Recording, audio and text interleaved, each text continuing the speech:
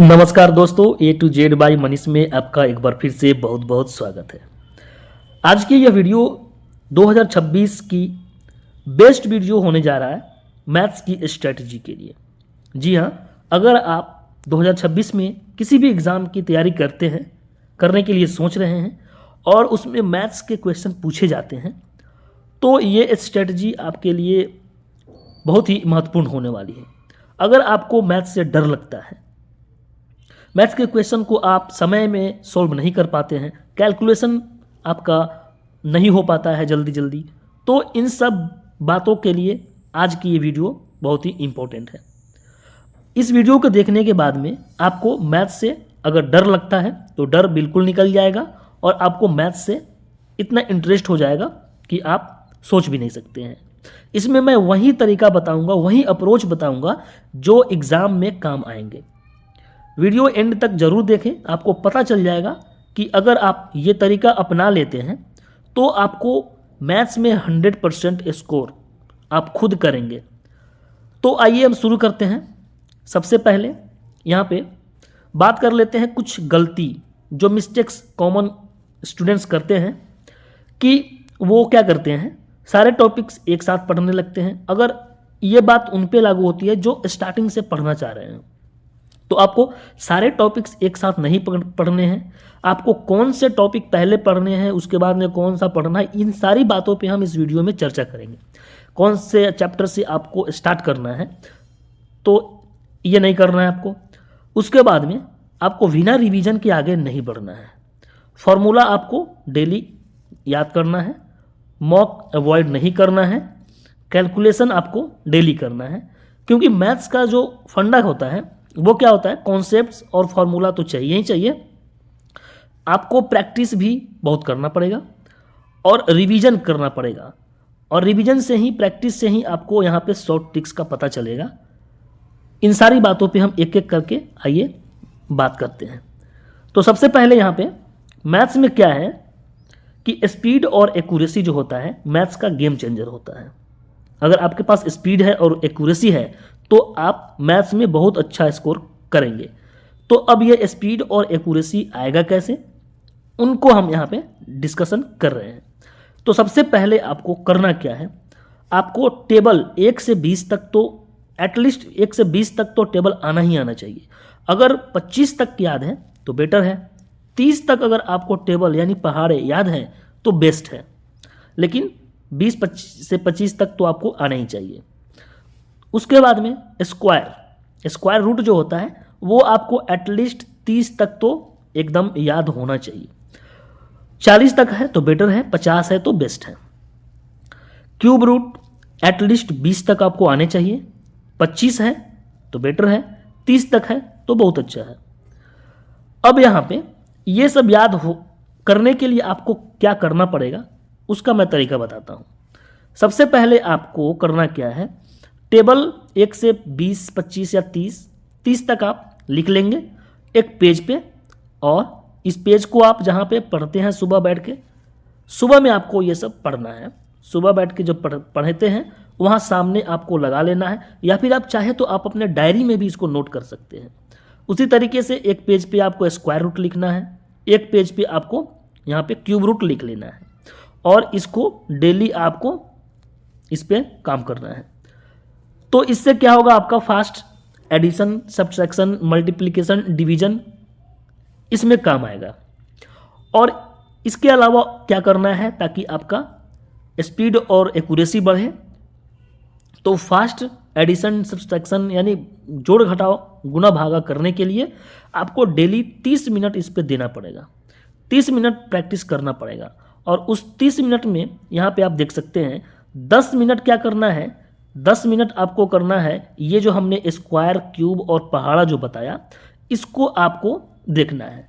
जैसे कि हमने बताया कि 3 पेज पे आपको लिख के चिपका लेना है, या फिर आप चाहे तो अपने डायरी में भी लिख सकते हैं। और इसको डेली रोज सुबह आपको 10 मिनट इसको देना है। इसको आपको याद नहीं करना, सिर्फ देखना है। रोज इसको एक बार सिर्फ रीड कर लेना है। उसके बाद में 10 मिनट जो है वो आपको प्रैक्टिस करना है। प्रैक्टिस में क्या करना है, एडिशन, सब्सट्रैक्शन, मल्टीप्लिकेशन, डिवीजन यानी जोड़ घटाव गुणा भागा करना है। अब ये आप 10 मिनट प्रैक्टिस या तो आप पेन पेपर पे करेंगे या फिर मोबाइल एप्लीकेशन से करेंगे। और पेन पेपर पे करेंगे एक दिन, अगले दिन करेंगे आप मोबाइल एप्लीकेशन से। मोबाइल पे भी बहुत सारा प्ले स्टोर में ऐप मिलता है, उसमें से आप 1-2 ऐप को डाउनलोड करके और डेली उस पर 10 मिनट आप अपना ये कैलकुलेशन कर सकते हैं। तो एक दिन बेस्ट क्या रहेगा कि एक दिन आप पेन पेपर पे कैलकुलेशन करें, दूसरे दिन आप उस मोबाइल एप्लीकेशन पे बिना पेन पेपर का यूज किए कैलकुलेशन करें, तो ये बेस्ट रहेगा। उसके बाद में आपको 10 मिनट क्या करना है, जो भी आप फॉर्मूला लिखेंगे, आगे बताएंगे कि फॉर्मूला कहाँ से आएगा, वो फॉर्मूला के आपको 10 मिनट देना है, देखना है। तो ये तो रहा 30 मिनट डेली प्रैक्टिस के लिए क्या क्या करना है, इसके बारे में हमने आपको बताया। ये एकदम बेसिक है, एकदम क्या है, बेसिक है, मैथ्स की तैयारी करने के लिए एकदम बेसिक चीज़ है। आगे हम बात करते हैं, तो अगर बुक्स की बात करें तो आपके लिए, अगर आप बिगिनर्स हैं तो आप RS अग्रवाल का जो बेसिक का बुक आता है उसको आप फॉलो कर सकते हैं। अगर आपका मैथ्स बहुत ही कमज़ोर है तो, अगर आप थोड़ा बहुत जानते हैं मैथ्स में, तो आप जिस भी एग्ज़ाम की तैयारी कर रहे हैं उस एग्ज़ाम के क्वेश्चन पेपर, जो प्रीवियस ईयर क्वेश्चन पेपर होते हैं, उसको आप ले सकते हैं।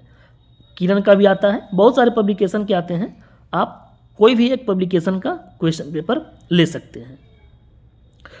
उसके बाद में आपको इसके अलावा क्या करना है, एक बार कंप्लीट सिलेबस तो पढ़ना ही पड़ेगा।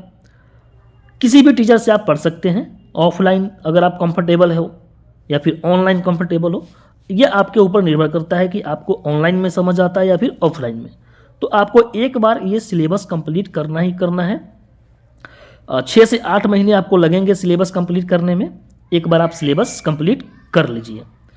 उसके बाद में आप चाहें तो यहाँ पे मैं कुछ टीचर का नाम भी ले सकता हूँ। जैसे अगर आप पटना में रह के तैयारी कर रहे हैं तो आप राहुल राज सर के पास में जा सकते हैं, या फिर और भी बहुत सारे ऑफलाइन टीचर हैं, वहाँ पे जाकर के आप ऑफलाइन क्लास ले सकते हैं। ऑनलाइन की अगर बात करें तो ऑनलाइन में आप राकेश यादव, अभिनय शर्मा, मोहित गोयल सर, आदित्य रंजन या फिर गगन प्रताप, आपको जिससे भी समझ में आता है। इसके अलावा और भी बहुत सारे टीचर हैं, उनका मैंने नाम नहीं लिखा है यहाँ पे, आप किसी से भी पढ़ सकते हैं। यानी कहने का मतलब ये है कि आप एक बार कंप्लीट सिलेबस करना ही पड़ेगा आपको। उसके बाद में अगर आपने इनरोल कर लिया ऑफलाइन में या फिर ऑनलाइन में, तो आपको कंप्लीट सिलेबस कैसे करना है, एकदम सिंसियरली करना है। ऐसा नहीं कि आपने टीचर के यहाँ एडमिशन ले लिया और आप मनमौजी तरीके से पढ़ रहे हैं, ऐसा नहीं करना है, बिल्कुल भी नहीं करना है। क्योंकि आपको सिंसियरली यहाँ पे कंप्लीट सिलेबस करना है। आपको डेली प्रैक्टिस जो मिलेगा सीट या फिर टीचर जो पढ़ाएंगे आपको, उसको डेली रिवीजन करना है। रिवीजन तो मोस्ट इम्पोर्टेंट है, तो वो आपको करना है। उसके बाद में आपको एक जो नोट बनाएंगे, आप जो टीचर के पास में पढ़ेंगे वो लॉन्ग नोट तो बनवाएंगे ही बनवाएंगे, लेकिन उसके अलावा आप एक शॉर्ट नोट्स भी बनाएंगे, और उस शॉर्ट नोट्स में आप शॉर्ट मेथड लिखेंगे। और वो मेथड कहाँ से लिखेंगे, आप जो डेली प्रैक्टिस करेंगे PYQ का। अभी पिछले मैंने बताया कि एक PYQ का आपको एक बुक रखना पड़ेगा, और जो भी आप टीचर से पढ़ रहे हैं, जो भी आपको चैप्टर पढ़ाया जा रहा है, तो आप उसका PYQ लगाएंगे टेक्स्ट बुक एप्लीकेशन से, और उस शॉर्ट नोट्स वाले कॉपी में गलत सवालों को उसमें आप मेंशन करेंगे। उसके बाद में आपको चैप्टर वाइज प्रैक्टिस डेली करना है। जैसे कोई भी चैप्टर आप पढ़ रहे हैं तो उसका एक सेक्शनल टेस्ट आता है टेक्स्ट बुक में। सेक्शनल टेस्ट में आप 25 क्वेश्चन का डेली प्रैक्टिस सेट आप लगाएंगे। उसके बाद में आपको ये प्रैक्टिस सेट लगाते समय ध्यान रखना है कि आपको रफ जो है मिनिमम करना है। जैसे आपको गुना करना है, जैसे मान लेते हैं 45 को आपको 40 से गुना करना है, तो आपको ये कोशिश करना है कि इसमें हम पेन का यूज ना करें, इसमें हम डायरेक्ट इसका हम लिखें, कितना आएगा वो लिखें। तो ये मिनिमम रफ करने का तरीका हुआ। और उसके बाद में सैटरडे संडे को आपको क्या करना है, आपने जो भी पढ़ा है टीचर से उस सारे को आपको सैटरडे और संडे को रिवीजन करना है। आप सैटरडे या संडे दोनों में से किसी एक दिन रिवीजन कर सकते हैं। अगर आपकी क्लास 6 दिन चलते हैं तो आप संडे को कर सकते हैं, और अगर 5 दिन चल रहा है तो आप सैटरडे या संडे अपने हिसाब से कर सकते हैं, और आपको रिवीजन करना है। और ये जो आप कॉपी बनाएंगे शॉर्ट नोट्स, इसको तो महत्वपूर्ण है, ये भी रिवीजन आपको सैटरडे या संडे को करना ही करना है। उसके बाद में हम यहाँ पे कुछ और चीज़ बता रहे हैं। जैसे हमने बताया कि कैसे आप कौन से टॉपिक से शुरुआत करें, कौन से चैप्टर आप पढ़ें ताकि आपको ज़्यादा मैथ्स में इंटरेस्ट डेवलप हो। तो सबसे पहले आपको हम रिकमेंड करना चाहेंगे कि आप परसेंटेज या फिर रेशियो और प्रोपोर्शन, इस दोनों चैप्टर में से आप जो चाहें उसको आप शुरू कर सकते हैं, क्योंकि ये जो चैप्टर एकदम बेसिक है। इसमें भी अगर हम ज़्यादा फोकस करें तो पहले आप रेशियो पढ़ लेंगे तो बहुत हेल्पफुल रहेगा। इसके बाद में जस्ट आप परसेंटेज पढ़ेंगे, या फिर अगर आप परसेंटेज भी पढ़ लिए हैं तो इसके जस्ट बाद आप रेशियो पढ़ सकते हैं। उसके बाद में आप प्रॉफिट एंड लॉस पढ़ेंगे। उसके बाद में आप प्रॉफिट एंड लॉस पढ़ने के बाद में क्या करेंगे, आपको सिंपल इंटरेस्ट पढ़ना है। सिंपल इंटरेस्ट के बाद में आपको कंपाउंड इंटरेस्ट पढ़ना है। फिर आपको एवरेज पढ़ना है, टाइम एंड वर्क, उसके बाद में टाइम डिस्टेंस, ये सब पढ़ना है। अगर आप, ये तो हो गया इसका अर्थमेटिक का। अगर आप एडवांस की बात करें तो आपको एडवांस में नंबर सिस्टम से शुरू कर सकते हैं, या फिर आप ज्योमेट्री से शुरू कर सकते हैं। अगर थोड़ा बहुत इंटरेस्ट डेवलप हो चुका है तो आप ज्योमेट्री से शुरू कर सकते हैं, और नंबर सिस्टम से भी आप शुरू कर सकते हैं। तो ये जो तरीका है, इस तरीके से अगर आप मैथ्स के चैप्टर को पढ़ने का प्रयास करेंगे तो आपको मैथ्स में इंटरेस्ट बनेगा।